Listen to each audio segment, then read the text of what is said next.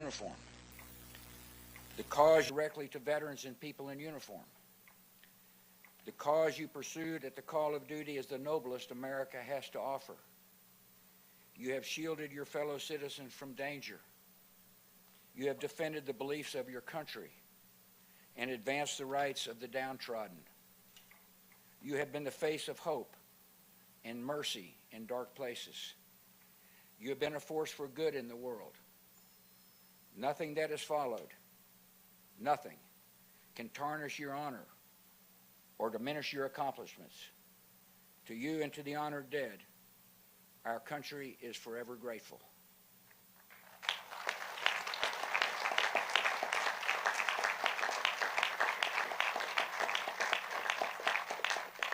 In the weeks and months following the 9/11 attacks, I was proud to lead an amazing, resilient, united people. When it comes to the unity of America, those days seem distant from our own. Malign force seems at work in our common life that turns every disagreement into an argument and every argument into a clash of cultures. So much of our politics has become a naked appeal to anger, fear, and resentment. That leaves us worried about our nation and our future together. I come without explanations or solutions. I can only tell you what I've seen. On America's day of trial and grief, I saw millions of people instinctively grab for a neighbor's hand and rally to the cause of one another. That is the America I know.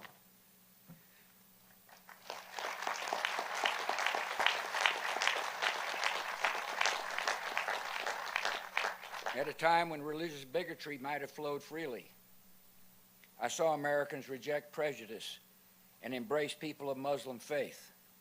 That is the nation I know.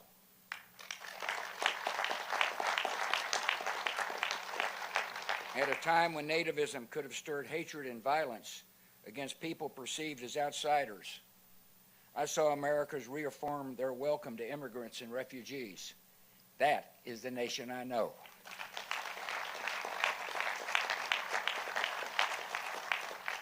At a time when some viewed the rising generation as individualistic and decadent, I saw young people embrace an ethic of service and rise to selfless action. That is the nation I know. This is not mere nostalgia. It is the truest version of ourselves. It is what we have been and what we can be again. 20 years ago, terrorists chose a random group of Americans on a routine flight to be collateral damage in a spectacular act of terror. The 33 passengers and 7 crew of Flight 93 could have been any group of citizens selected by fate. In a sense, they stood in for us all. The terrorists soon discovered that a random group of Americans is an exceptional group of people facing an impossible circumstance. They comforted their loved ones by phone, braced each other for action, and defeated the designs of evil. These Americans were brave, strong, and united in ways that shocked the terrorists, but should not surprise any of us. This is the nation we know.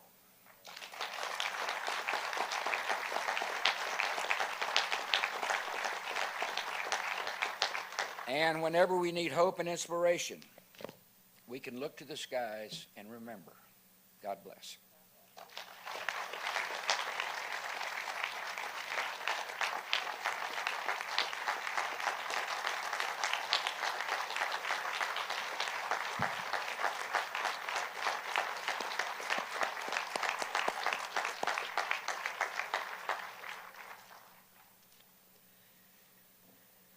Thank you, Mr. President, for those beautiful, insightful words. You know, President Bush and Mrs. Bush have visited here several times, and we are delighted, of course, to have them with us here today, now that the memorial has been completed. The design for this memorial, which so beautifully frames this site, is the work of Paul Murdoch Architects. A deeply felt thank you to Paul and Melina Murdoch, who are with us here today, and to their entire team for envisioning the memorial that has literally sculpted the landscape in an unforgettable manner, and which will be visited by millions of people for generations to come. Once again, thank you to Paul and Melina and your entire team.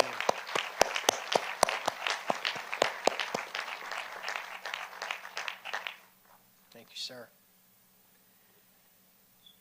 How could we not embrace, to my left, the incredible men and women of the President's own United States Marine Band?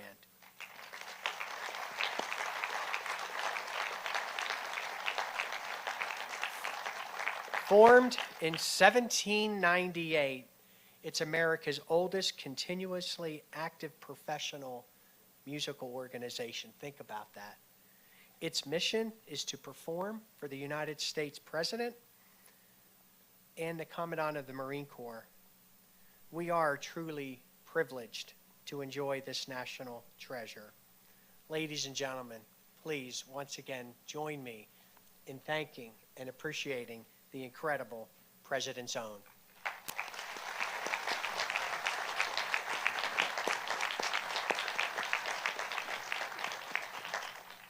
Thank you, Colonel.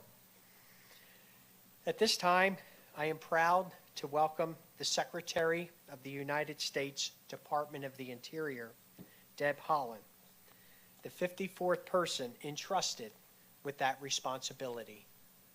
She leads a department which employs more than 70,000 people, whose mission it is to protect and manage this country's natural resources, as well as our beautiful and absolutely powerful cultural heritage. Would you all please join me in welcoming Secretary Deb Haaland.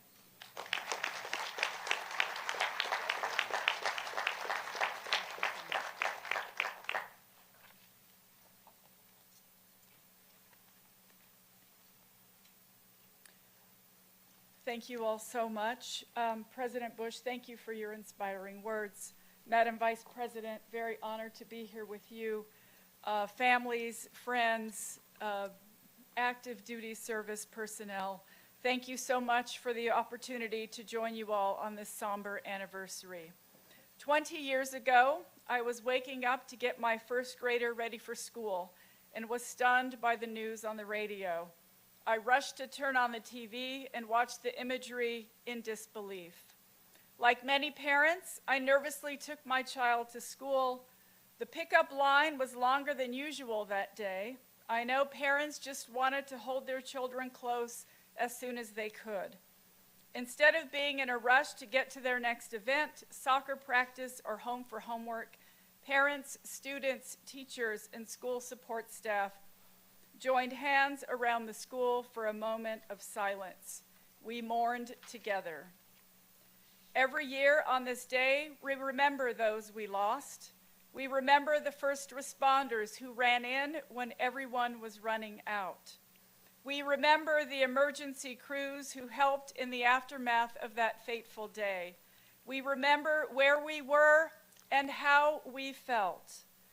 And on this hallowed ground, we remember the heroes who made the ultimate sacrifice to save others.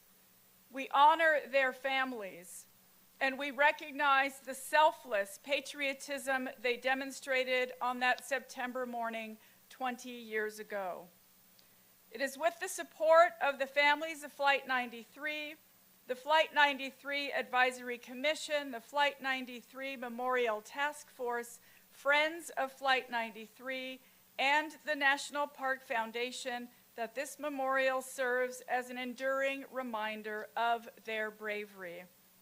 There's no way to know how many lives these heroes saved, but we show our gratitude by visiting this place, gathering with loved ones, and most importantly, building a country where their children and grandchildren can thrive. building a country of which they would be proud. We at the Interior Department will live up to that sacred responsibility by being good stewards of this memorial for generations to come.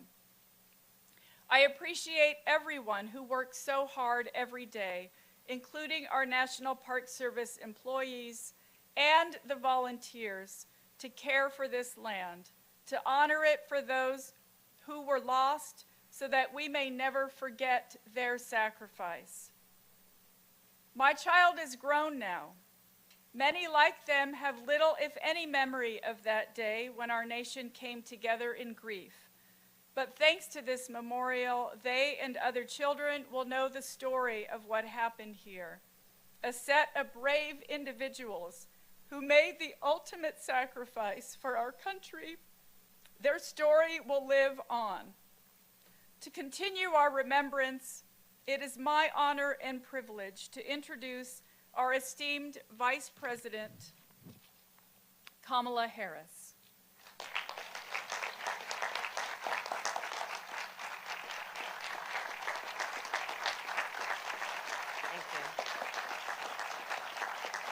Thank you. Good morning.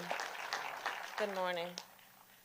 President Bush, it is my honor to be on this stage with you and Mrs. Laura Bush, and thank you, President Bush, for your words. They are as resonant today as the words you spoke 20 years ago. Governor Tom Wolf, Superintendent Stephen Clark, Madam Secretary, and the President of the Families of Flight 93, Gordon Felt. It is truly an honor to be with all of you at this field of honor. We are joined today, of course, by the family and friends of the 40 passengers and crew members of Flight 93. And we stand today with all those who lost someone on September 11th, 2001, and in the aftermath of the attacks. So many in our nation, too many in our nation, have deeply felt the passage of time these last 20 years. Every birthday, your loved one missed. Every holiday, every time her favorite team won, or his favorite song came on the radio. Every time you've tucked in your children or dropped them off at college. You have felt every day, every week, and every year that has passed these 20 years. So please know your nation sees you, and we stand with you, and we support you. We are gathered today on hallowed ground, at this place that has been sanctified by sacrifice, to honor the heroism that the 40 passengers and crew members showed in the face of grave terrorism. I remember when I first learned about what happened on that fateful flight.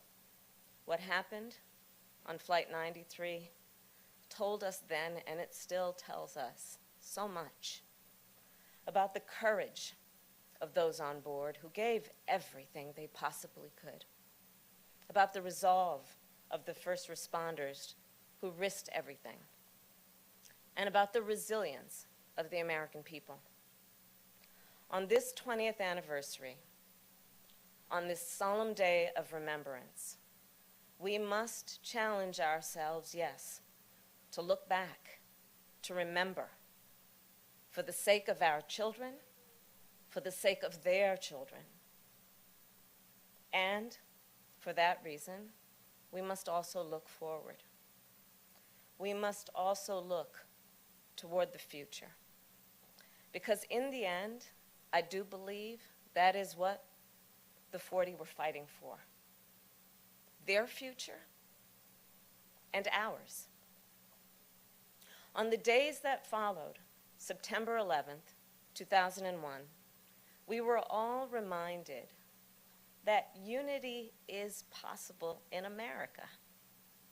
We were reminded also that unity is imperative in America. It is essential to our shared prosperity, to our national security, and to our standing in the world. And by unity, I don't mean uniformity. We had differences of opinion in 2001, as we do in 2021. And I believe that in America, our diversity is our strength. At the same time, we saw after 9/11 how fear can be used to sow division in our nation. As Sikh and Muslim Americans were targeted because of how they looked or how they worshiped. But we also saw what happens when so many Americans, in the spirit of our nation, stand in solidarity with all people and their fellow American, with those who experience violence and discrimination, when we stand together. And looking back, we remember the vast majority of Americans were unified in purpose to help families heal, to help communities recover, to defend our nation, and to keep us safe. In a time of outright terror, we turned toward each other. In the face of a stranger, we saw a neighbor and a friend. That time reminded us the significance and the strength of our unity as Americans, and that it is possible in America.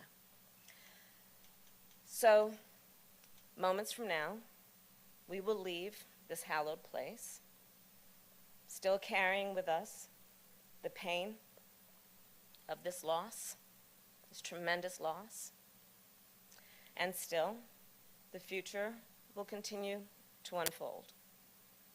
We will face new challenges, challenges that we could not have seen 20 years ago. We will seize opportunities that were at one time unimaginable. And we know that what lies ahead is not certain. It is never certain. It has never been. But I know this: if we do the hard work of working together as Americans, if we remain united in purpose, we will be prepared for whatever comes next. The 40 passengers and crew members of Flight 93, as we all know, they didn't know each other. Most of them didn't know each other. They were different people from different places. They were on that particular flight for different reasons. But they did not focus on what may separate us. No, they focused on what we all share, on the humanity we all share. In a matter of minutes, in the most dire of circumstances, the 40 responded as one. They fought for their own lives and to save the lives of countless others at our nation's capital. After today, it is my hope and prayer that we continue to honor their courage, their conviction, with our own, that we honor their unity by strengthening our common bonds, by strengthening our global partnerships, and by always living out our highest ideals. This work will not be easy. It never has been. And it will take all of us believing in who we are as a nation. And it will take all of us going forth to work together. Thank you all. May God bless you, and may God bless America. Thank you.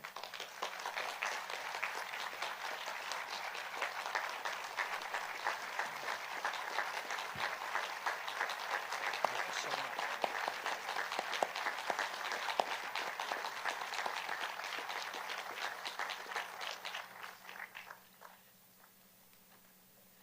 Thank you again, Madam Vice President.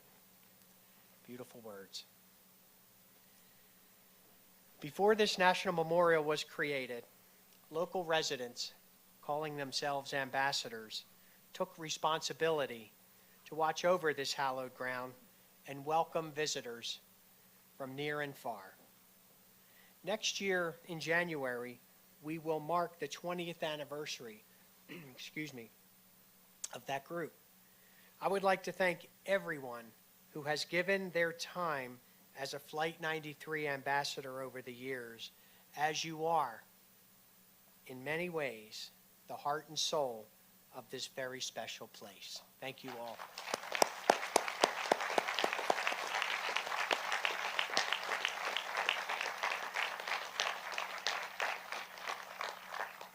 Folks, it's literally over 10,000 hours a year by our ambassadors. Every day of the year, including those bitter, cold Western Pennsylvania February mornings, you will see, yes ma'am, our ambassadors. They're truly incredible people, and again, they were here since day one. As we close, if I may, today I am wearing a watch worn by my great-uncle William Joseph Clark, who was killed in the First World War. I wear it just 3 times a year. Memorial Day, Veterans Day, and September 11th. It is a cherished heirloom and an instrument which marks the passage of time. 20 years, the amount of time since September 11, 2001, is but a brief span in the history of this great nation. Time. We will always remember what happened more than 200 years ago at Independence Hall, where our country was born and our Constitution was signed. Time. We will always remember what happened more than 150 years ago at countless fields when our country fought an internal conflict from which it emerged even stronger and even more than united than ever. Time. We will always remember what happened more than 100 years ago when our nation joined the struggle to make the world safe for democracy and secured voting rights for women here at home. Time. We will always remember what happened more than 50 years ago across this country when brave citizens risked their lives to make our nation live up to its founding principles. Time. And undoubtedly, we shall always remember what happened 20 years ago today, when an attack on our nation brought forth an inspiring display of courage from 40 passengers and crew members aboard Flight 93. Again, confronted by an unprecedented situation, they drew upon reserves of inner strength, acted, and saved many lives. Time. As the years go by, the passage of time will only strengthen the importance of their story and this place in the history of our nation. Let us never forget what they did here. Let us always remember the lives lost that day in New York, at the Pentagon, and here in this field of honor. Among the more than 400 sites cared for by the National Park Service and many of our sacred historic places. This hallowed ground next to us, the resting place of the 40 heroes of Flight 93. Ladies and gentlemen, your loved ones is such a place. It too is one of the most important sites in our country, a place where brave men and women made history and shaped the future. When the events of September 11th have passed from living memory, this memorial created through the tireless efforts of so many, will allow future generations to remember the inspiring story of Flight 93.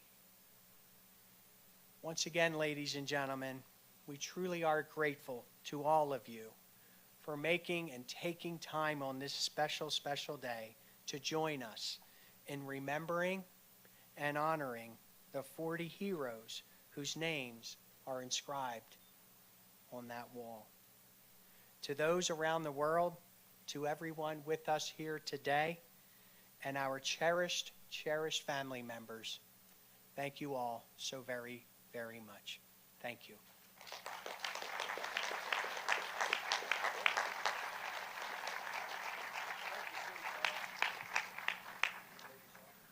Ladies and gentlemen, please remain seated until the ceremonial gate has been opened.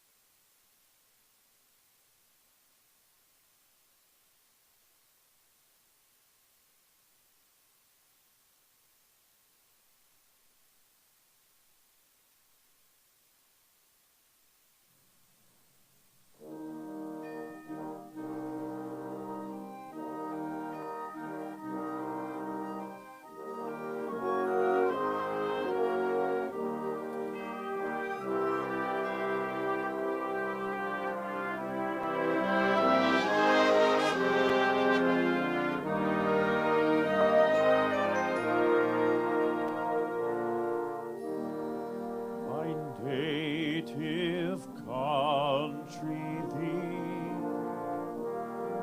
land of the noble free, thy name I love.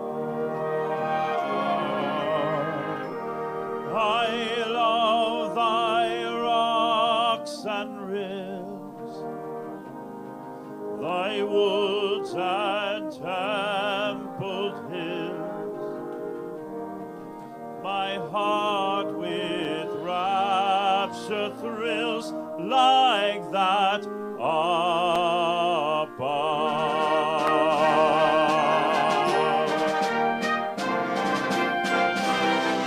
My country, 'tis of thee, sweet land of liberty, of thee I see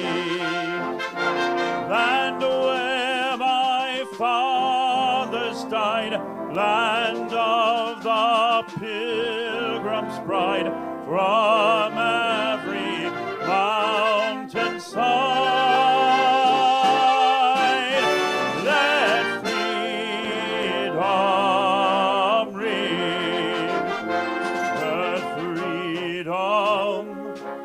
Let freedom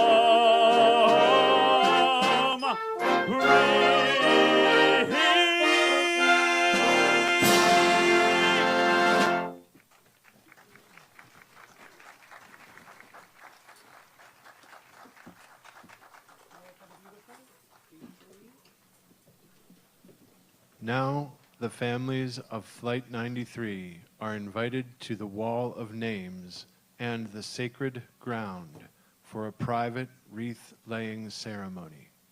Thank you for attending today's service.